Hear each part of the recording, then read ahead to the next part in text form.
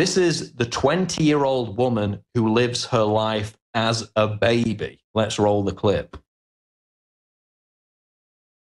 21-year-old Jess from Florida has dedicated her life to living with her boyfriend as a baby. She says she wears diapers, but only pees in them, no poo-poo. I don't know, that's just too far for me. Right, because rolling around in a nappy while pissing yourself is perfectly within the bounds of normality. For me, there is nothing sexual about my age play or anything like that. Really? Is that why your YouTube header image is you with your legs spread wide open with the camera centered on your crotch? No, that's not sexual at all. They call me a pedophile. Age play is not sexually stimulating to me in any way, shape, or form. Yeah, right. So it's not a sexual thing, but the official terms for what you get up to are daddy dominant / little girl, adult baby diaper love, and age play. All subsects of BDSM, which for those who don't know, stands for bondage, dominance, submission, and sadomasochism. Yep, nothing sexual about that. I think all kinds of people watch my videos for different intentions or purposes. Pedophiles. Jess says that living as a baby is a way of dealing with her being sexually abused as a child, but admits that she would probably have chosen the lifestyle anyway. Okay, two things here. One, the fact that adult babies are even a thing is part of the regressive left's demented attempt to normalize pedophilia as a legitimate alternative sexual preference. Remember this middle-aged freak who abandoned his wife and 7 kids to live as a 6-year-old girl?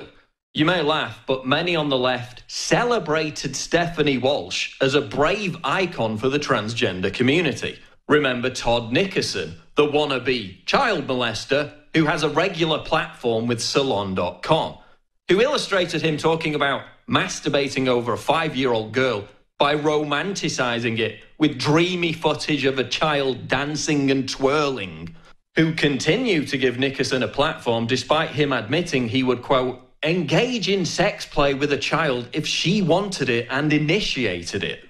Because their agenda here is sabotage. It started out maybe as creative destruction. Let's tear it down and then rebuild society in our own image. But now it's just, you know what, screw rebuilding. Let's just blow it up. And secondly, baby Jess has her colouring book. But colouring books aimed at adults are now a thing. They're marketed as stress relievers.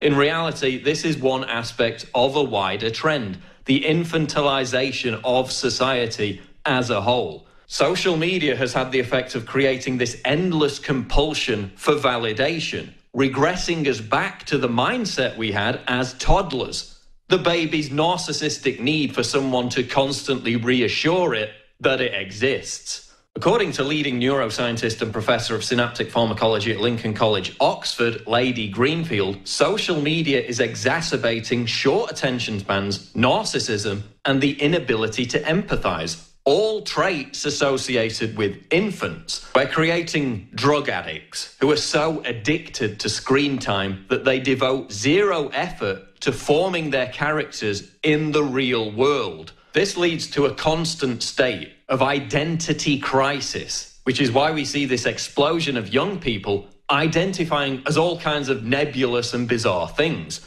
We're being trapped in a state of permanent adolescence.